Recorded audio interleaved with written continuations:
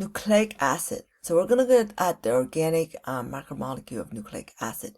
Nucleic acid, its big function is storing information, specifically information about us and what makes us us. So what do I mean by this?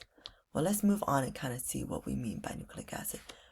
So nucleic acids includes DNA and RNA.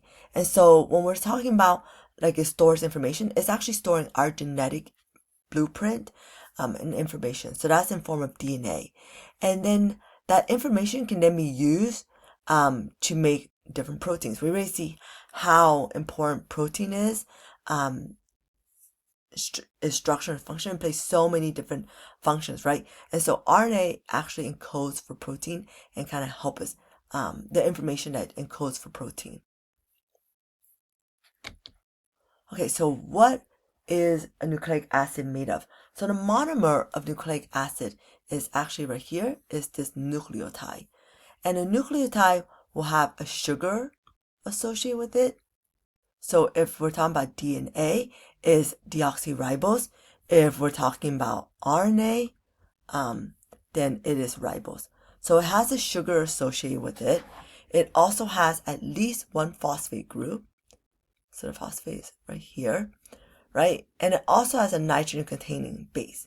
So this nitrogen-containing base, if you've seen ATCG, that's what this nitrogen-containing base is. So here we have C, which is cysteine, but it can also be adenine, which is A, right? It can be thymine, which is T. It can be guanine, which is G. And then RNA specifically, so when we have this as being a ribose, we replace that thymine that we see in DNA with a U for uracil. So these are the different nitrogen-containing bases that we observe. And a single monomer of a nucleic acid is known as a nucleotide. So the nucleotide can function as the building blocks for DNA and RNA, but it can also function as energy. So when we're talking about ATP, this is actually ATP right here. So we have our phosphate groups, we have our sugar, and then we have our nitrogen base, which is here, adenosine. So adenosine right here is functioning as our nitrogen base. And so why is this energetic? Well, actually, what makes this energetic is actually the bonds that we see here between these different phosphate groups. So these different phosphate groups, there's a lot of energy that's in here, a lot of energy. And so when we actually need energy, we're actually going to take this ATP and we're actually going to break the bonds. And when we break the bonds, that's what releases energy that our body can then use as an energy source. So a nucleotide can function as an energy carrier. They can also function as a building block. So we're going to explore this later on more in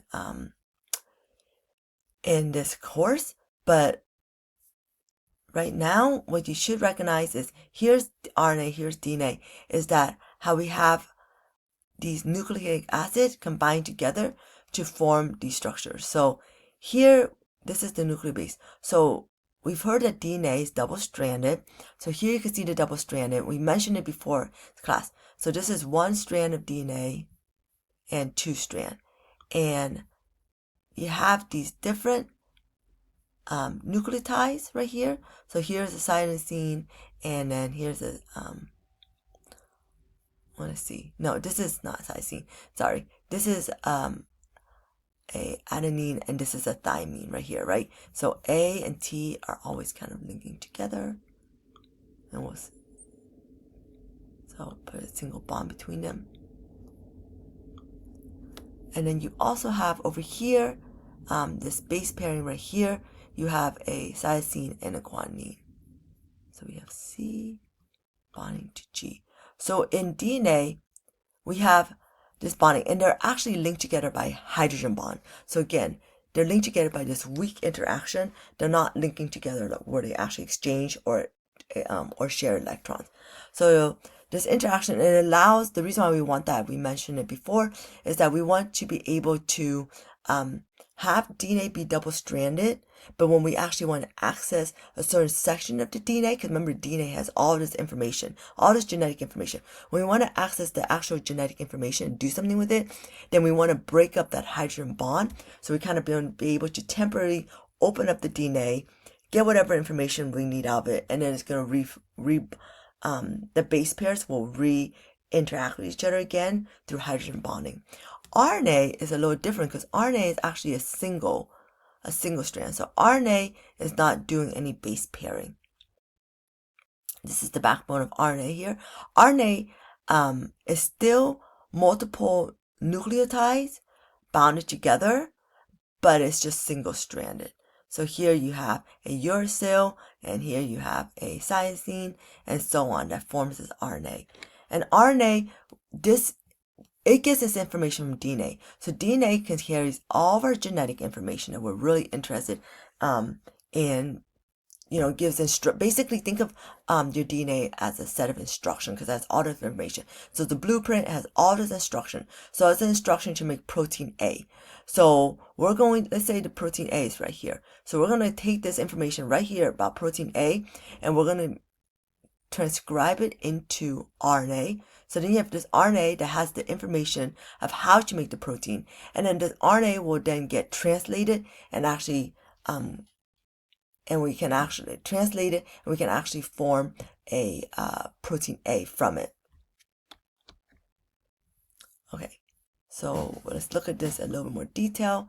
Here is DNA, and so the structure of DNA, the reason why we have guanine always interact with cytosine is that it can base pair and form 3 hydrogen bonds. So each one of these is a hydrogen bond, whereas adenine and thymine form 2 hydrogen bonds. So you can imagine that this bond right here is harder to break a guanine and cytosine from each other, because it has 3 hydrogen bonding, so three different molecules kind of interacting close together and working, compared to adenine and thymine. So adenine and thymine, there's just 2. And the reason why I mention this is that different organisms will have different ratio within their DNA of guanine and cytosine. And so just keep that in mind. So we can actually distinguish when we look at like sequencing data about the genome, we can actually distinguish our sequence from, like, let's say a bacteria sequence, because we'll have different ratio of CG across humans compared to bacteria. So, and this hydrogen bond, the variation in the hydrogen bond would depend on how much G and C we have, which is 3 hydrogen bond, versus AT, which would be 2 hydrogen bond. So these are complementary base pairing. AT and CG are complementary to another, because wherever we have a G on one strand, on the other double strand, we'll have a C. Same thing here, right? If we have an A on one strand, then on the other strand, because we're going to form a hydrogen bond, we have T. So these 2 DNA strands, these double helix DNA strands, are complementary to one another. They have the same sequence, but they're just kind of inverted one another, right? Because they want to interact. So we'll have one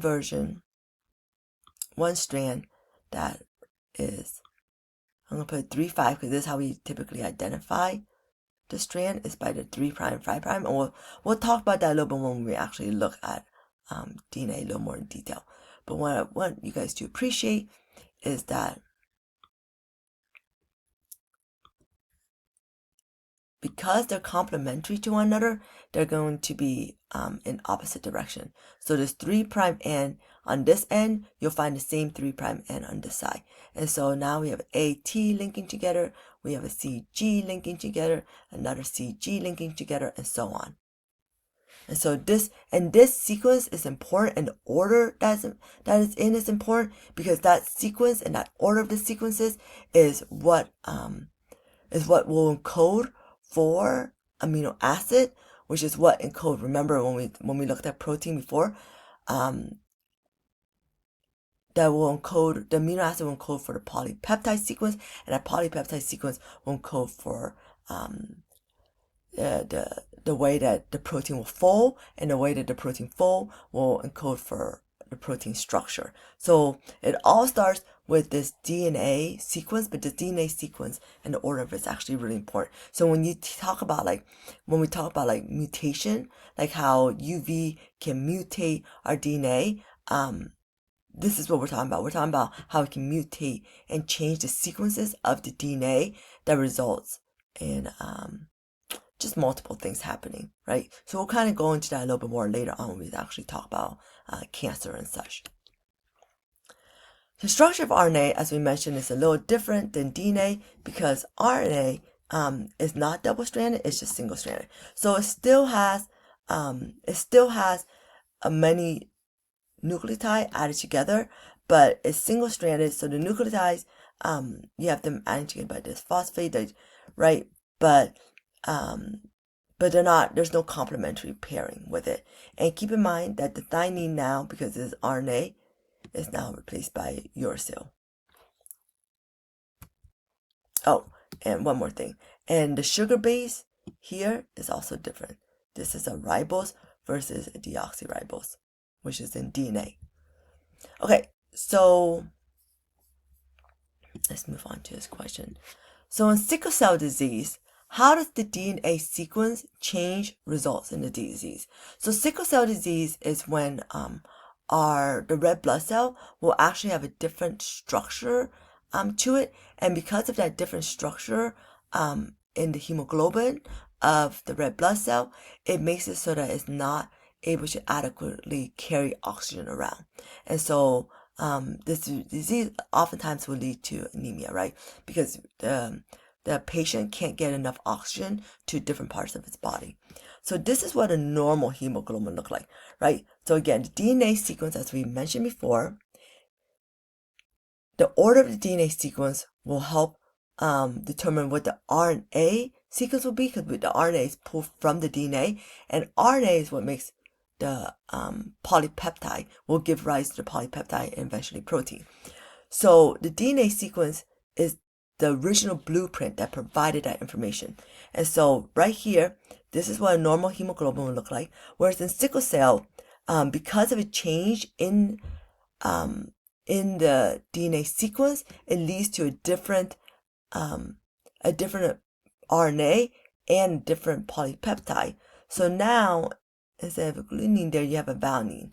Well, in this 6th spot, right, for this polypeptide. So we have a different R group that ends up here, and this different R group ends up in the structure, the secondary and tertiary structure being a little different. You can see here, this is what the original structure looks like. Here, we're exposing this hydrophobic region because the structure kind of changed. So when we come down to here, where we have the quaternary, which is multiple different polypeptide, remember, working with each other. There's multiple different polypeptide working together, will result in this other structure. And the sickle cell, this hemoglobin will have a different structure for the hemoglobin compared to over here in a normal hemoglobin.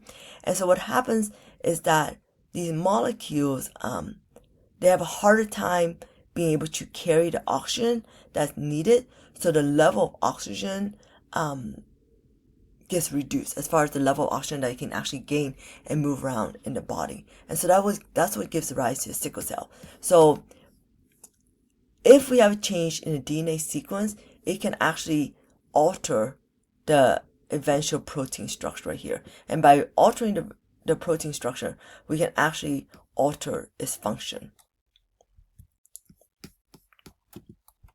All right. So I hope you realize how much the DNA sequences really play a role in the eventual structure and functions of all the different proteins that you have in your body, as well as not just protein, but just the DNA just carries, the DNA sequence is just a blueprint for all the genetic information. So distinguishing like why I have blackish hair versus someone who's a redhead or blonde, that information is encoded in our DNA. My height is encoded in my DNA. Just all that information, right? Like my immune system and how I respond to viruses, all that information is encoded in the DNA. And each person's DNA is similar in that we all code for similar genes, but are also slightly different. And the difference between there is where I might have an A, you might have a T. And so these little base pair sequences can actually make a difference. This actually, this base pair sequence here, this A, T, C, or G, whatever, is what leads to RNA, which was what leads to which amino acid is placed here, because the amino acid is based off of three base pair that is found in the RNA. And I won't go into too much, but what I'm getting at is that the reason why you and I are similar is because we're both Homo sapien, but we're different because our DNA blueprint actually has different information in it.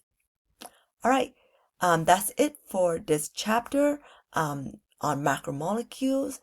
Remember our 4 different macromolecules that we kind of discussed in here, and what the difference between all the different macromolecules are, and what function they have. Each one of them has like a different function. So what distinguishes a lipid, and they have different characteristics too, right? So what distinguishes a lipid from a carbohydrate, from a protein, from our nucleic acid? All right, see you guys in the next chapter.